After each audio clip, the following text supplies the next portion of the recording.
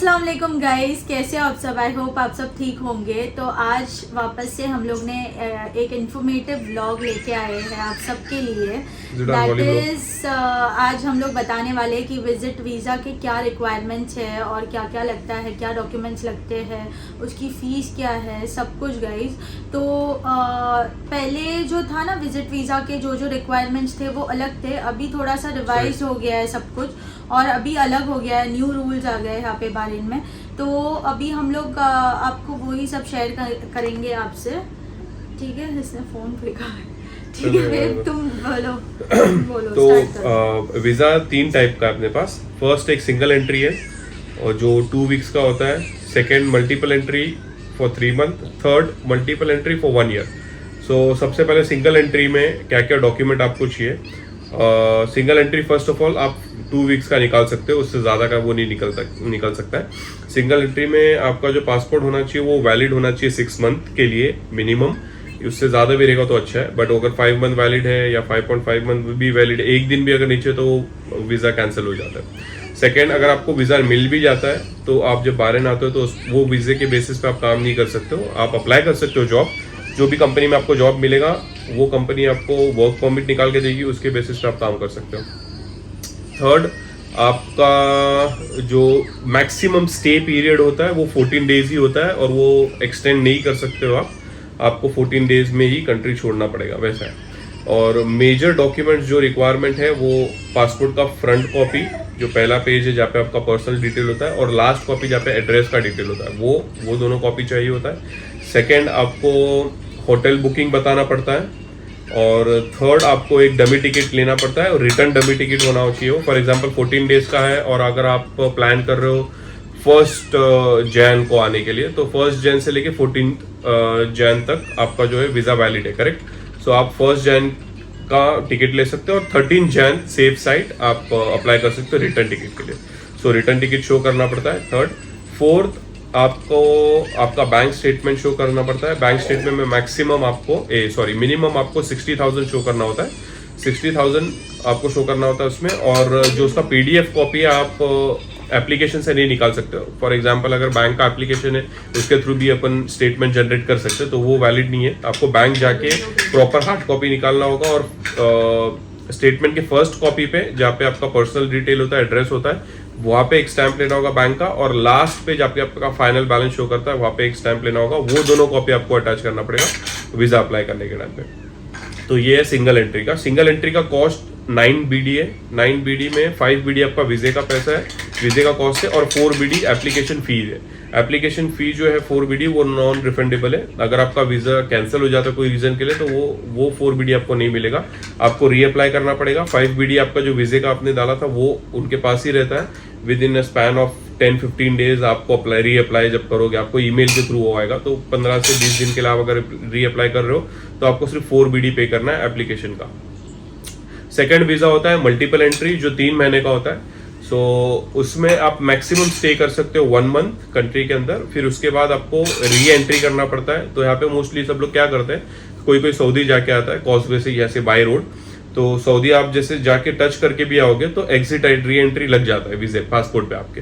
तो अगर वैसा करोगे तो फिर वापस से आप 1 महीना एक्सटेंड करके आप 1 महीना और रह सकते हो कंट्री में। अदरवाइज अगर वैसा नहीं है तो फिर आप रिटर्न अपनी कंट्री में जाके वापस आ सकते हो। वो 3 महीना जो है वो वैलिड होता है वीज़ा, बट 1 महीने तक आप मैक्सिमम स्टे कर सकते हो कंट्री में। तो हर एक महीने में आपको एग्जिट री एंट्री शो करना पड़ता है। डॉक्यूमेंट्स इसका भी सेम है, प्रोसीजर इसका भी सेम है, कंडीशन इसका भी सेम है। इसका जो कॉस्ट है वो 16 BD है। अगेन 4 BD जो एप्लीकेशन फीस है और 12 BD जो है आपका वो वीज़े का कॉस्ट है। थर्ड वीज़ा जो है वो भी मल्टीपल एंट्री है, बट वो है 1 ईयर का वीज़ा। 1 ईयर में मैक्सिमम आप स्टे कर सकते हो 3 महीना, 3 मंथ आप मैक्सिमम स्टे कर सकते हो। 3 मंथ में अगेन आपको एग्जिट री एंट्री शो करना पड़ता है और ऐसा करके आप 1 साल कंप्लीट टोटल रह सकते हो उसमें।